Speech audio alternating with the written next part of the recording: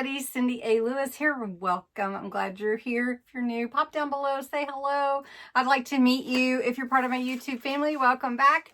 Today's video is, as Easter's approaching, I wanted to try to get in this Easter junk journal kit that's available from Rustic Playground. She is a great friend, and she does beautiful work. And she has like an Etsy shop. She has, YouTube channel. She has a great junk journal group on Facebook. And she designs these papers. And this is just beautiful. So I wanted to share this one. I did on the 4th of March share the folio that I made from her kit. So very cute. And it matches and goes with this junk journal kit. And there's a couple of options, but I want to show you the pages first, and then we're going to make the journal, and just in time for Easter. So anyway, I hope you'll join me. Okay, as I'm showing you this, I do want to mention that it is National Craft Month, and on my channel I'm doing a really nice giveaway. Linked below in the description is the information on how to enter, so you don't want to miss that. All right, Rustic Playground, just beautiful work. This is the cover option. This is one, and then I printed it on cardstock, and then the other cover option is with this spine here, which is really nice. And if you wanted to make it a thicker book, you could definitely do that and make your own junk journal. Now I know Easter is just around the corner, so that's why I thought I would make the smaller journal. Now this is a background paper that's part of the kit. The kit is free, I think, up until Easter. So you may check on her site. I've linked it below. But these are the different papers, and I just ran them on regular paper because I'm going to sew them into the journal. I just wanted to show you the different designs and how pretty they are and how lovely the pages would be. And there's one more. There you go. And this one has actual lines on it. Now you could copy the paper on front and back if you wanted to. That way you'd have double pages. We're just going to go with that for now. I do want to show you she has journal pockets. You can just cut those out. Then these are your little journaling cards. Aren't these bunnies the cutest ever? So cute. And then there are some round labels. Now you could make these into pockets, which is what I'm thinking. These are napkin holders. So how fun is that for your Easter dinner to make these to hold your napkins, along with the fun place cards she has here. And let's see, it goes this way. And so you can put the person's name on it. It has the real pretty cross design with the flowers. So beautiful, beautiful work. And then these are journaling pockets. You can see they're cut to fit on the page. And then some tags. How cute. Love that bunny. Just so cute. I mean, it's not a bunny. That's a chicken. All right. And then there are tickets. So let me turn it the right way. These tickets are really, really cute. And if you have the perforated or rotary cutter where you could cut those, that would be kind of cool to add that effect. And then some more labels and tags. So let's get busy and put this journal together, and then we'll accent it with some tags and some other lovely artwork that's included here. Now I am just going to fold this in half and sew the pages onto this journal, sort of like my 8-page journal, instead of using that for like a book cover, because Easter is just around the corner. So you have this beautiful piece already ready for you to use. And again, you can go ahead and score all these pages, but I copied this on regular copy paper, so I'm just lining it up, and I'm just going to give it a little run with the bone folder. And then these will fit nicely right inside here, just like that. All right, so I'm going to fold these really quick. I believe these would also lend to making a hinge journal, which would be really, really cute and easy with no sewing. But we're going to go ahead. I'm going to use some clips and clip these pages together with the cover on the outside. And I'm going to go ahead and measure where I want my holes to be. And then we're going to sew this one together. Okay, so what I do is I make a piece of graph paper, fold it in half, and find where I want my holes to be. And I'm just going to punch them through. This is just going to be a simple little journal to record, you know, happenings on Easter and my thoughts. So we're just going to use it for that. So you can see now I've used my awl and put my holes right in the center. And that's where I'm going to sew the journal in. And I already have my thread. This is wax thread, but you can use embroidery floss. You can use even dental floss if you like to. This is actually waxed thread. It goes through the holes really easily that way. Just go down through the middle and pull it almost all the way through. Stop it right there. I just grab some washi to be my extra hand. And then be careful too, because if you pull too hard, it can pull through. So then you go back through this hole at the top. I'm going to come through all the layers. Right there. And then you're going to pull that all the way down. You do want to hold it tight. Like I said, watch that. Then come down through the bottom. And it comes out here. And hold that tight. And then you're going to want to go through that middle hole again. But you want to make sure that your needle is on the other side of your thread that you just pulled all the way down. Let's see. Now I want to make sure that this is tight. So I do want to pull it. Make sure that my thread is tight. So I'm going to hold that. I'm going to give that a snip right here with my scissors. And I'm going to take that washi off. Pull it once more, and I tie it about 3 times. You can tie it however you want. Some people even put a little dot of glue in theirs. So that's putting that together. Now, for any journal, any junk journal, you can cut these, snip them shorter if you like, but that's just the basics of putting the journal together. Now, we're going to do a little embellishing. All right, one thing I do like to do is take some Distress Oxide Vintage Photo ink. This is one of my favorites.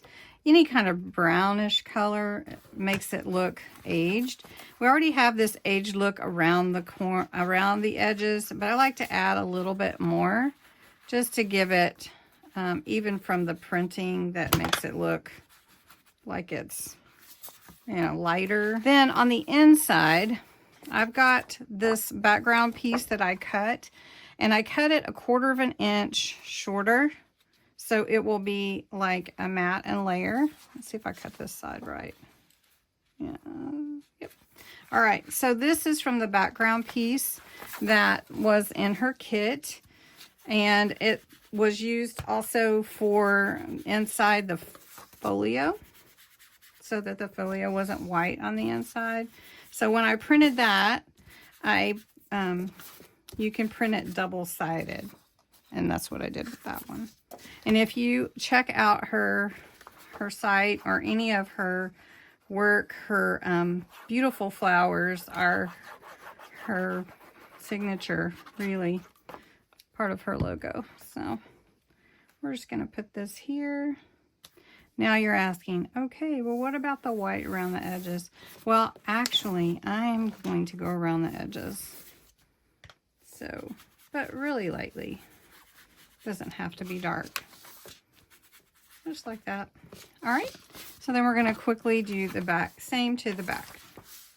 Remember, I told you it was up to you whether you wanted to cut these pieces and make double-sided pages or print them that way. Well, I didn't print them that way, but I did go ahead and print another set so that I can add them to my other pages, so they're not so white, and that way I don't have to work so hard at covering them, you know. So okay, so I'm ready now. So I'm gonna take my pages and I'm gonna glue in the two that actually go together so that they're opposite each other. And they're so cute, really and truly. You wouldn't have to do much decorating at all. Okay, I believe I've got all the pages in now. They're kind of doubled, and some of them you can see the white, so I'm going to go back over those because of the way that the pages sew in and everything. But it's really beautiful little journal already, and it'll be fun to put maybe your pictures from, you know, the holiday where you celebrate with your family and all of that fun stuff. So anyway, it's almost like I don't want to put anything over the beautiful images that are on these papers. But we do have some cute pockets, and I cut them out and scored them. This one's adorable. And so all I'm going to do is put some glue. Now you could use double-sided tape if you like. You could definitely always do that as opposed to using your glue. So we're just going to put this little guy here. And then I've got some fun journaling cards that I cut out, and we can just stick that in there like that. And then this one's cute too, and it has the eggs. So I've got this pocket here. And so all I'm going to do is run glue along here and there to make this pocket. We're just going to put it towards the center here like this. And then we can just put something in there too, just like that. And this one's got us glue down. All right. And then let's just move on to the middle here. We'll just put something in here. Now this is beautiful for journaling. It has the lines in the background. Also, I've got these tickets, so I'll show you how to do that. Let's see. Let's find a really nice page for this. How about here with the flowers there? And that would be pretty. And there is a sort of a blue theme going here, but I didn't have a lot of blue ribbon because I just used a lot of it. So I'm going to use some pink and yellow and some white ribbon with this one. But let me show you really quick. This is a mini perforator that you could just hold by your hand, on your hand. And I don't have my pad here, so I'm just going to show you on this book. You just rub it along this line where you want the perforation to be, and it perforates it for you. It's pretty cool.